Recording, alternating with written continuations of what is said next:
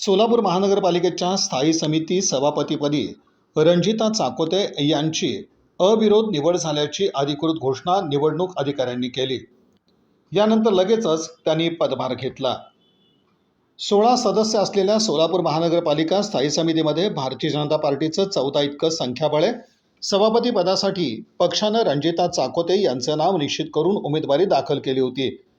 त्यांचा एकटाच अर्ज मुदतीत निवडणूक अधिकाऱ्यांकडे दाखल होता। अधिकाऱ्यांनी अर्जाची छाननी करून एकट्याचाच अर्ज आल्यानं रणजिता चाकोते यांची अविरोध निवड होत असल्याचं जाहीर केलं। यानंतर महापौर विनायक कोंड्याल यांच्यासह इतर पदाधिकारी आणि सर्वपक्षीय नगरसेवकांनी तसंच भाजपच्या कार्यकर्त्यांनी जल्लोष करत रणजिता चाकोते यांचं अभिनंदन केलं। पालिका आवारात फटाके वाजवून आनंद व्यक्त करण्यात आला।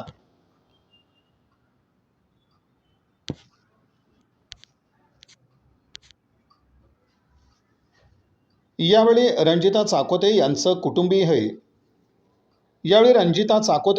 कुटुंबीयही पालिकेत उपस्थित होतं।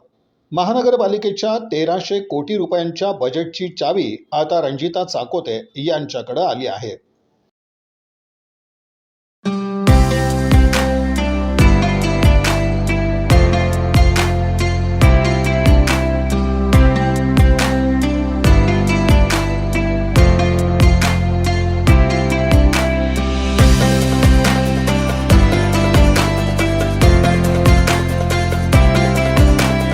रामेश्वर महाराजांच्या आशीर्वादाने आज भारतीय जनता पार्टीच्या पक्षश्रेष्ठींनी माझ्यावर दाखवलेला विश्वास, सर्व कार्यकर्त्यांचं सहकार्य आणि जनतेने दिलेल्या प्रेमाबद्दल या सर्वांच्या अभावी आज मला ही महत्त्वपूर्ण जबाबदारी दिली गेलेली आहे। हा माझ्यासाठी सन्मान नसून सोलापूरसाठी मी प्रामाणिकपणे प्रगतीसाठी वाटचाल करण्याची जबाबदारी मी घेतलेली आहे। ती पूर्णतः एकनिष्ठेने आणि प्रामाणिकपणे नक्की पार पाडेल। सोलापूर महापालिकेची तिजोरी समजली जाते स्थायी समिती स्थायी समिती म्हणजे, तर कोणत्या गोष्टींना आपण प्राधान्य देणार किंवा काय बजेटसाठी काय विशेष वेगळं काय योजना असणार आणि समान निधी नगरसेवकांना मिळणार अरे तो शेवटला घेऊन नक्कीच विकासाच्या कामांना प्राधान्य दिलं जाणार आहे। यामध्ये प्रामुख्याने मूलभूत गरजा तर पहिल्या प्राधान्याच्या आहेत। पाणी पुरवठा आहे, रस्ता आहे, आपल्या सगळ्या महानगरपालिकेचे हॉस्पिटल्स आहेत, प्रामुख्याने महिलांचा विषय आहे, वेब टॉयलेट्स आहेत। आता जी काही बसेस येणार आहेत त्यात महिलांसाठी काही रिझर्व करायचे आहेत। त्याचप्रमाणे महानगरपालिकेच्या शाळांचे नूतनीकरणसुद्धा आहे।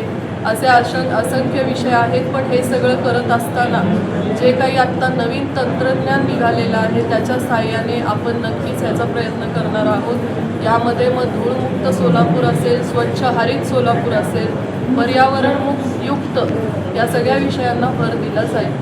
सोलापूर स्थायी समिती सभापतीपदी 8 जणांच्या सिनियर लोकांची नावं चर्चेत होती आणि त्याच्यामध्ये तुमच्या गळ्यात माळ पडली। नक्की याचं श्रेय कोणत्या विषयाची आपली निवड झाली? प्रथम मला असं सांगायचं आहे की ज्येष्ठ कार्यकर्ते ही पक्षाची ताकद असतात। या सर्वांना विश्वासात घेऊन सर्वांच्या मार्गदर्शनाने, सर्वांच्या सहकार्यानेच मी पुढील कामकाज करेन। याचं श्रेय माझ्या पक्षश्रेष्ठींना, आदरणीय फडणवीस साहेब, मुख्यमंत्री साहेब, आमचे पालकमंत्री साहेब जयकुमार भाऊ गोरे साहेब आहेत, आमदार विजयकुमार देशमुख अण्णा आहेत, आमदार सुभाष बापू देशमुख आहेत, आमदार सचिनदादा कल्याण शेट्टी, आमदार देवेंद्रदादा कोठे यांनी माझ्यावर विश्वास ठेवला, आमचे महापौर साहेब आहेत विनायकदादा कोंड्याल, काल परवा आल्यापासून मला ते अगदी व्यवस्थित सगळ्या कामकाजाची माहिती देत आहेत, आमच्या देवकर ताई आहेत, नरेंद्रदादा आहेत, तेही मला वेळोवेळी सगळ्या सूचना सांगत आहेत आणि माझे आधारस्तंभ रोहिणीताई तडवळकर या सर्वांचंच मी श्रेय देते सगळ्यांना। व सर्वात महत्त्वाचे माझ्या सोलापूरची जनता ज्यांनीही माझ्यावरती विश्वास ठेवला, या सगळ्यांच्या सहाय्याने मी पुढील कामकाज नक्की विश्वासाने आणि ठामपणे करेन। नगरसेवकांना समान निधी दिला जाईल का? 100% सगळ्यांना, कारण मी परवा दिवशी सांगितलं की हे सगळे नगरसेवक त्यांच्या प्रभागाचं नेतृत्व करत आहेत, त्यांच्यावर जबाबदारी त्या प्रभागाची आहे। प्रत्येक प्रभागाचा विकास झाला पाहिजे, तो विकास होण्यासाठी सर्वांना समान निधी नक्कीच दिला जाईल। यंदाच्या अंदाजपत्रकामध्ये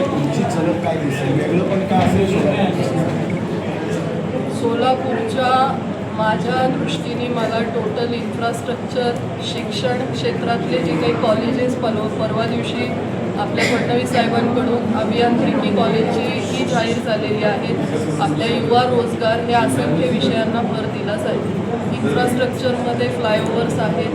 सोलापूरचा नकाशा जेवढा होईल तेवढा बनवण्याचा आहे. मॅडम अनेक सिनियर नगरसेवक आहेत, ज्येष्ठ आहेत आणि आपल्याकडल्या पहिल्यांदाच निवडून आलेल्या उमेदवाराला स्थायी समितीची एवढी मोठी जबाबदारी दिली आहे, ते नक्की कसं दादा पहिल्यांदा प्रत्येकाच्या आयुष्यात पहिली वेळ असते. कुठलंही पद आलं तर ते पहिलंच असतं. मला वाटतं मी उशीर केला आहे, कारण माझ्या टीममध्ये 25 आणि 21 वर्षाचे नगरसेवक आहेत. त्यामुळं सगळ्यांना मी म्हटल्यासारखं ज्येष्ठांना मी सोबत घेऊनच काम करणार आहे. त्यांच्या सूचना त्यांचं मार्गदर्शन नक्कीच मोलाचं आहे. पण ही सगळी पक्षाचा निर्णय आहे, जो मी माझ्या जबाबदारी समजून मी कामकाजात लक्ष देते. पक्षाला दिलेल्या जबाबदारीमध्ये श्रेय कुणाला द्या? ती यादी 3 वेळा सांगितली.